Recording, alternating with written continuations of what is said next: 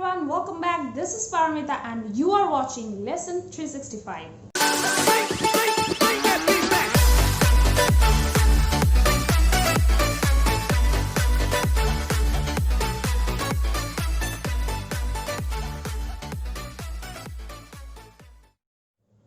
कई दशक के बाद इंडियन गवर्नमेंट एजुकेशन पॉलिसी में बहुत सारे चेंजेस लाने जा रहे हैं, जिसमें बहुत सारी चीज़ें अच्छा है और बहुत सारी चीज़ों में बहुत सारा कंफ्यूजन भी है।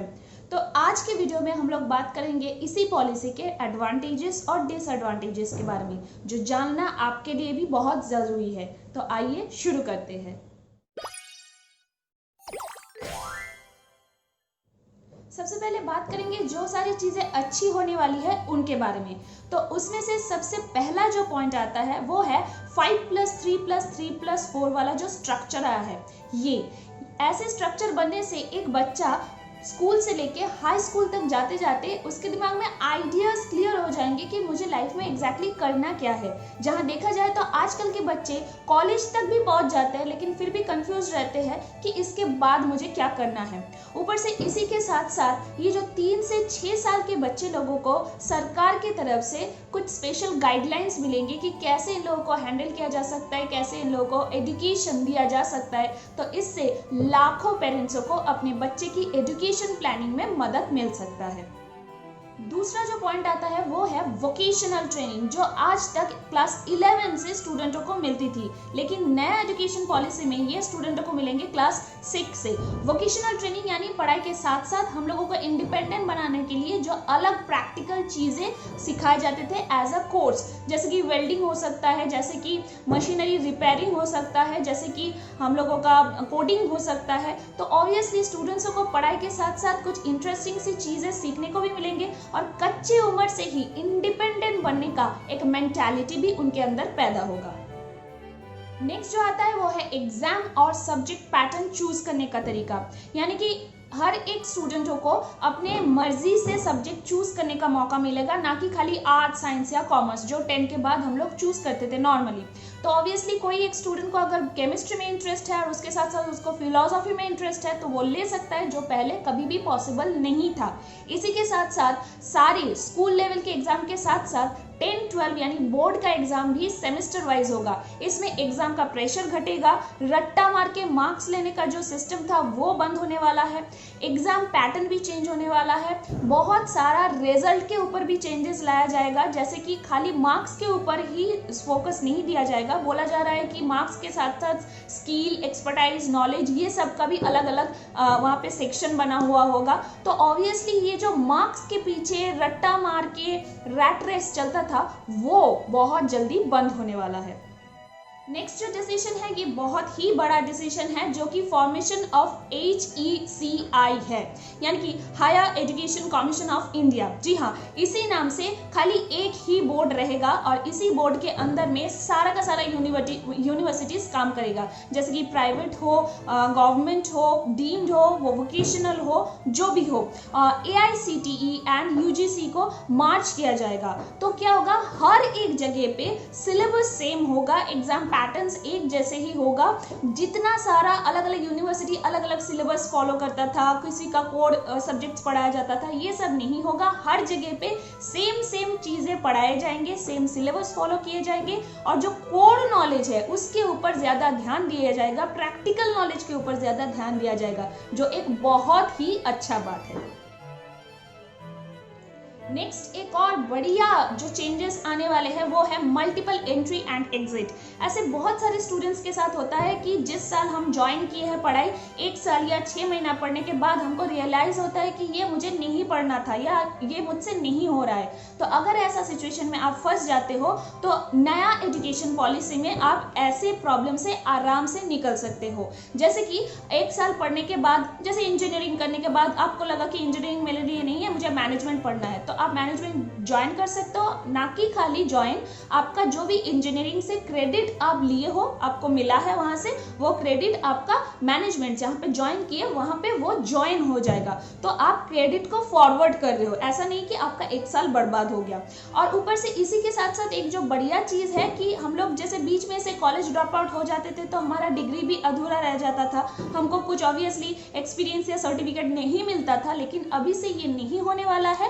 अभी अगर आप ऐसे ड्रॉप कर दिए तो अगर आपने 1 साल कंप्लीट कर लिया तो आपको एक सर्टिफिकेट मिलेगा आपके पढ़ाई से रिलेटेड, और अगर आपने 2 साल कंप्लीट कर लिया तो आपको डिप्लोमा का सर्टिफिकेट मिलेगा, जो डेफिनेटली एक बहुत ही बड़ा अचीवमेंट बोल सकते हैं।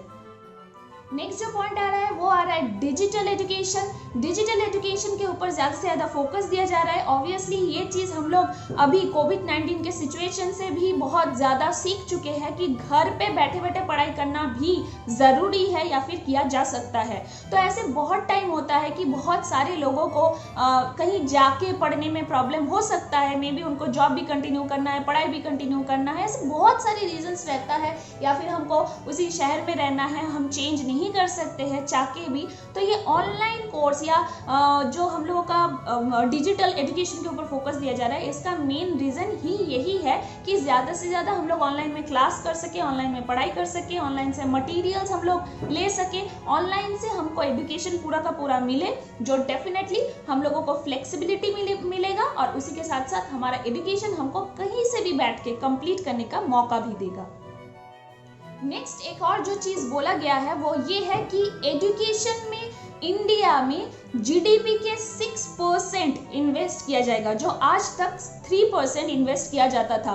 तो एजुकेशन में एग्जैक्टली इंडिया में बहुत ही कम इन्वेस्टमेंट होता था आज तक। तो अगर इसको 3 से हम लोग 6 मतलब पूरा डबल कर दे तो डेफिनेटली उसमें बहुत सारी नई नई चीज़ें हम लोगों को मिल सकती है। और ये तो बस शुरुआत है, अगर ठीक से शुरू कर सके तो शायद आगे जाके ये 6% और भी बढ़े। तो ये डेफिनेटली एक बहुत बड़ा और बहुत ही अच्छा स्टेप है। लास्ट एक पॉइंट के बारे में मैं बताना चाहूँगी जो डेफिनेटली बहुत ही अच्छा है, वो ये है कि एजुकेशन सिस्टम को और बेटर करने की कोशिश की जा रही है। जैसे कि ज़्यादा से ज़्यादा मल्टी डिसिप्लिनरी इंस्टीट्यूट खोला जाएगा, इसका एक प्रॉपर लिस्ट भी दिया हुआ है गवर्नमेंट से। आप लोग नेट पे जाके चेक कर सकते हैं कि जैसे 2024 तक क्या करना है, 2030 तक क्या करना है।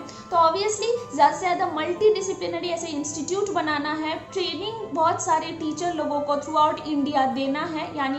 और इससे भी बढ़िया जो बात है कि सारे टीचर को एक ही जगह से या फिर एक ही बॉडी से ट्रेनिंग मिलने वाली है। तो ऑब्वियसली कोई अगर स्टूडेंट कोई छोटा स्मॉल टाउन में पढ़ाई कर रहा है और वो कल जाता है कोई मेट्रोपॉलिटन सिटी में, तो जनरली जो होता था कि हम लोगों को सिलेबस का प्रॉब्लम होता था, वहाँ पे मैचअप करने का बहुत प्रॉब्लम हो जाता था। तो ऐसा फिर कुछ भी नहीं होने वाला है, क्योंकि हम लोग कहीं पे भी जाए थ्रू आउट इंडिया हमको सेम पढ़ाई करने को मिलेगा, सेम सिस्टम में पढ़ाई करने को मिलेगा, सेम टाइप के टीचर्स हमको मिलेंगे। तो ये डेफिनेटली हम लोगों के लिए एक बहुत ही फायदेमंद चीज होने वाली है।